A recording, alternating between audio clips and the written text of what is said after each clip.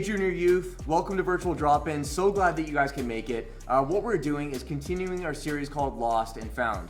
Before we get into the discussion about what we're going to be talking about, I want to ask you this question. If you were stuck on a deserted island and you could only bring 3 items with you, what would you bring and why? Think about it. I want you to talk about that in your small groups and then we'll come back.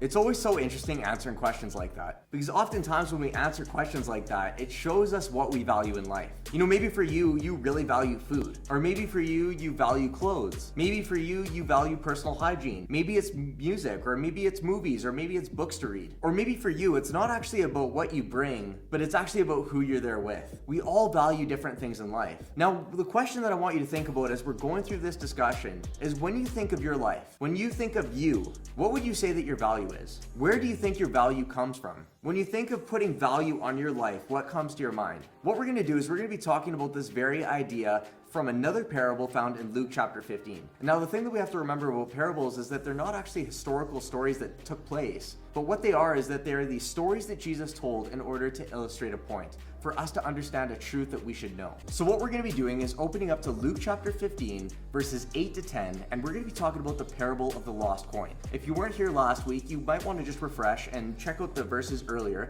but last week we talked about the parable of the lost sheep. And this week we're going to be talking about the parable of the lost coin. So if you got your Bibles, Luke chapter 15, verses 8 to 10, I'm going to read it, and then you guys are going to talk about it in your small groups. So this is what it says. Or suppose a woman has 10 silver coins and loses one. Doesn't she light a lamp, sweep the house, and search carefully until she finds it? And when she finds it, she calls her friends and neighbors together and says, "Rejoice with me, I have found my lost coin." In the same way, I tell you, there is rejoicing in the presence of the angels of God over one sinner who repents. All right, you guys, so I want you guys to go in your smaller groups, and I want you to just talk about each person, share one thing that stood out to you about this parable. So talk about that in your groups, and then we'll come back.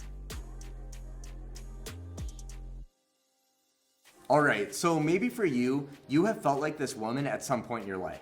If you're anything like my wife, Kelly, just as a joke, just to bug her, I call her Kelly, where's my phone, Lancelot. And the reason for it is because she loses her cell phone everywhere. She's always asking me, Colin, do you know where my phone is? Colin. And what happens is that sometimes I'm able to help her find it, but I find this is a reoccurring thing. But maybe for you, you end up losing something all the time too. Maybe for you, it's your wallet, maybe it's keys, maybe it's a library card, maybe you end up forgetting your passwords for everything and then you always end up losing where you had it written down. Sometimes in life, we end up losing things. And in this case, for this woman, it was a lost coin. Now the question I have for you is this: just because something is lost, does that mean it loses its value? You know, if I were to lose like a $100 bill, it was somewhere lost in my house, would you say that it's any less valuable than when I had it? Well, I'd say the answer is no, because a $100 bill is still a $100 bill. And I think that's something that we can take away from this story. Because when we look at this story, it's about a lady who loses one of her coins. You know, so she has 10 coins, she loses one of them. And what happens is that she looks everywhere for this coin.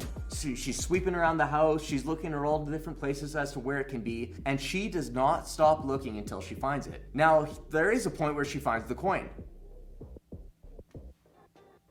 It's funny, I actually kind of lost the coin after I threw it. Just give me a quick sec. Eventually she finds the coin. Yippee! But when she finds it, she's not just like, oh, sweet. But it says in the story that she actually has a party. It says that she invites her neighbors, she invites her friends, and they have this huge celebration because she has found her lost coin.